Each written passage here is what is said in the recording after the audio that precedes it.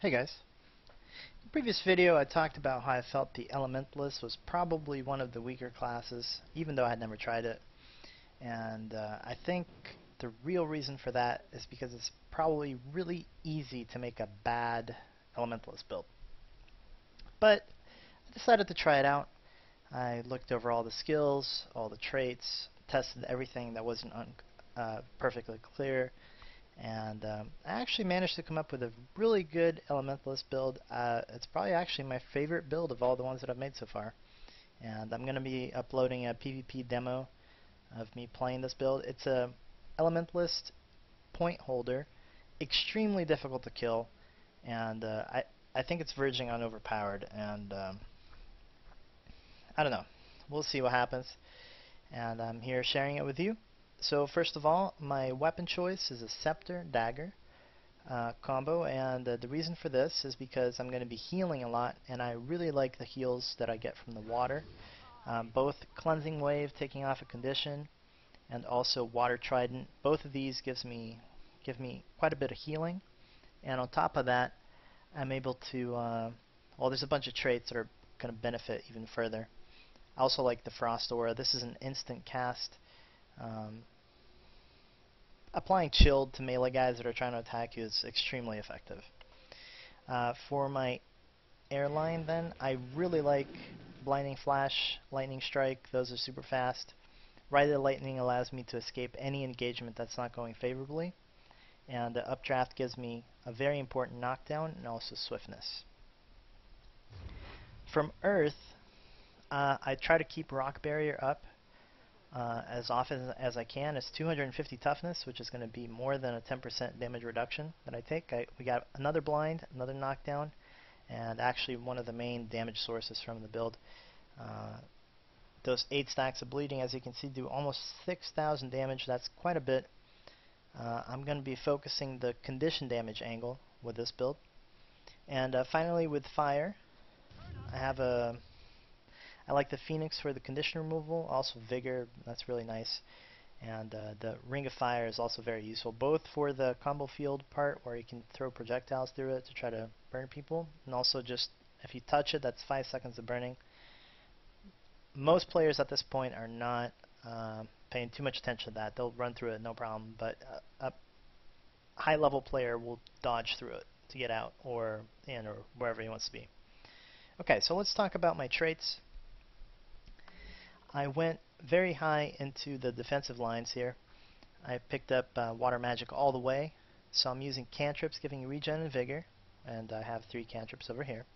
I also have another trait up here in Earth that gives me Armor of Earth when my health reaches 50%, which is also considered a cantrip, so it's going to be a second activation of this. So this gives me regen and vigor. Armor of Earth gives me stability and protection, so when I pop this, I actually get 4 boons for a substantial amount of time. It's makes a big difference in a fight, and I'm going to have this happen once naturally once I hit 50%, another time whenever I want. I mostly try to use this for the stability. If there's I need to spike someone out, or if I want to hold a point against a guy that's going to try to toss me out, it's quite useful for that. So deeper into the water line, I'm using Cleansing Wave, which means that every time I attune to water, which I can do every 10 seconds, I'm going to be cleansing a condition. And on top of that, I'm also going to be healing everyone for 2,500. Just from switching to water, I heal for 2,500. And I also, because of elemental attunement, I also give regen. And furthermore, in the first point of water, I give Soothing Mist. So what's happening here is, when I go to water, everyone's getting regen for 6 seconds. They're getting Soothing Mist, which is a heal for 130 seconds for 9 seconds. The regen ticks for like 280. On top of that, I remove condition, and then on top of that, I heal for 2,500 from the ripple. So just flipping into water is a huge boost in many ways. It's going to actually remove 2 conditions, because when I apply regen to myself or an ally, I also remove a condition. So just by going into water, I'm removing 2 conditions, healing for about 400 a second for at least 6 seconds, and then on top of that, healing for 2,500. Okay, so that's pretty sweet. In the Arcana line, I'm going for Arcane Shield. This is just something to prevent people from spiking me out too quickly, and it's nice when it does proc. It also explodes once it gets triggered, so it's a little bit of damage as well. But it's here mostly to try to save me if I'm low and in trouble. Just need to buy a little bit of time. Let's see what else we got.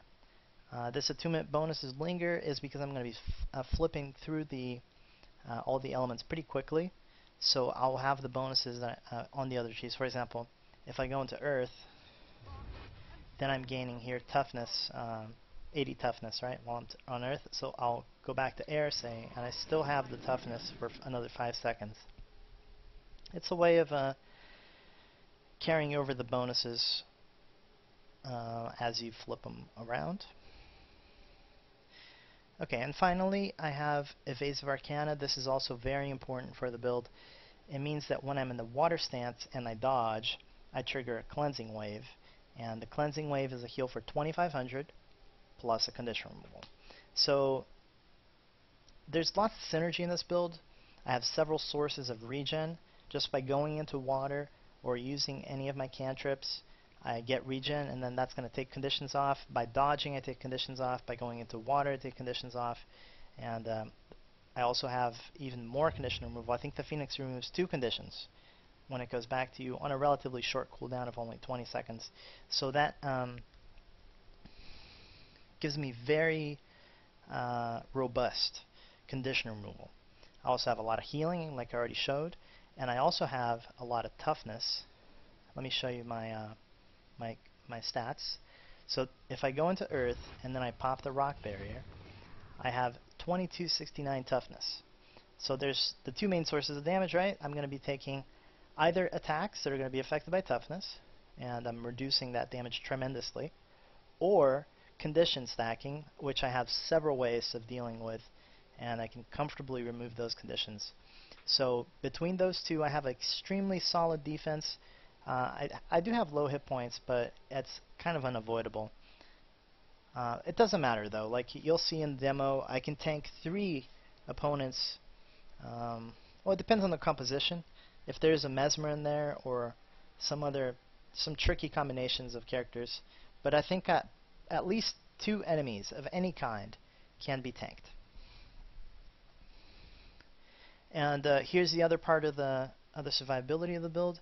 I have very high healing power at 869. I could go a little bit further by swapping in the Cleric's Amulet, but I decided to go with a condition damage strategy, which is pretty much the only way I can make this build do some damage. So I'm stacking my condition damage up to 949, which is a respectable number. The problem is that conditions are going to be weak against condition removal. Like, it doesn't matter how much condition damage you have if it's only staying on the guy for like 2 seconds, right? Like, it is, certain builds are going to be impossible to kill with this character, and that's okay, because mostly what you want to do is go to a point that's yours or neutral and hold it against superior numbers and tie up a large number of enemies. So when I'm playing tournament and it's a 5v5 situation, it's happened multiple times where 3 of them are trying to kill me in one point that's already mine or neutral, while the remaining 4 guys in my team only have to deal with 2 of them. So I've played 38 matches with this character right now, and I have won 35 of those, and the 3 losses were early on while I was still learning.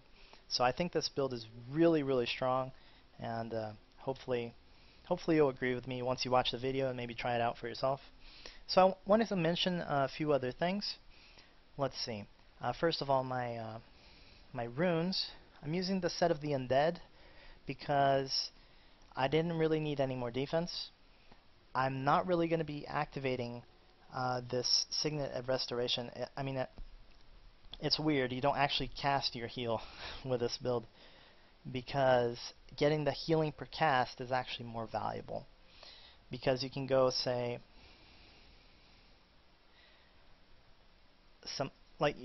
you'll see the gameplay on the demo better. But just by say go into air, pop these two, they're instant, and then like if you're at melee range of someone, you're gonna immediately ride a lightning to them, and then pop up draft, switch over to earth, and you just like continuously cast.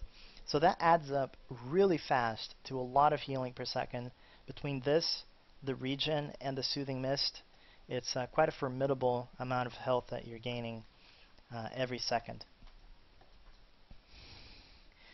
If you need even more healing, you can use the Glyph of Elemental on the water attunement, because it heals for so much. I'm not sure entirely the rules on it yet. I just know that I'll cast this elemental, and next thing I know, I'm getting a heal for 8,000, and I'm like, I'm not even sure how it works. But it's definitely working well. Like, I'm getting the big heals in, and I'll do more testing on this, and I'll tell you what I find out. But so far, I'm very impressed with the amount of healing that it can do. So if you're in a pressure situation, you can actually pop the mist form like you're about to die, and then during the mist form, you use the elemental. So you get it up, and then you can start working on keeping yourself alive again. So also want to talk about my sigils. I'm using Superior Energy, which does work with the swapping of attunements. And this is important because I have the, well, first of all, dodging is awesome.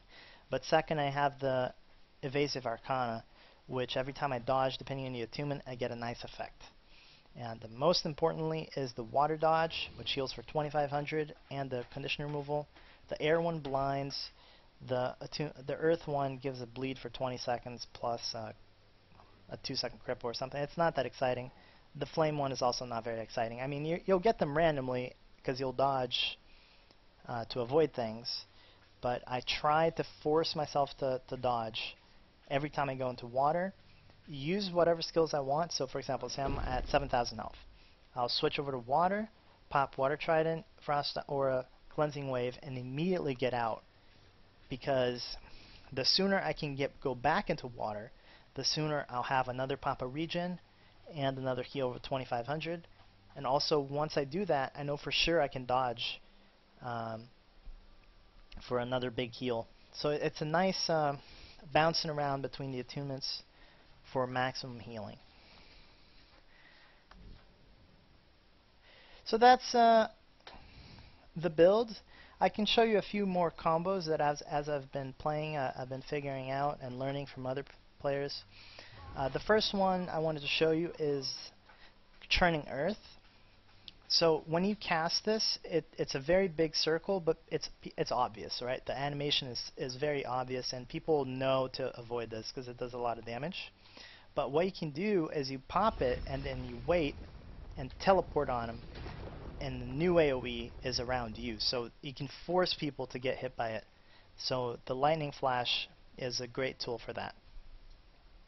And I didn't mention this, but all of these are stun breaks, right? So it's really hard to pin down this character, especially with the ability to teleport away or go invulnerable, right? That's really strong. Alright, the other synergy I wanted to show you is that the Ring of Fire puts down a combo field for fire, right? So we have a few things here that are projectile attacks. This has a 20% chance to trigger it. We also have a couple combo blasts here. The Earthquake is okay. A blast into a fire field gives you 3 stacks of might, which is, you know, something. It's not amazing, but it's something.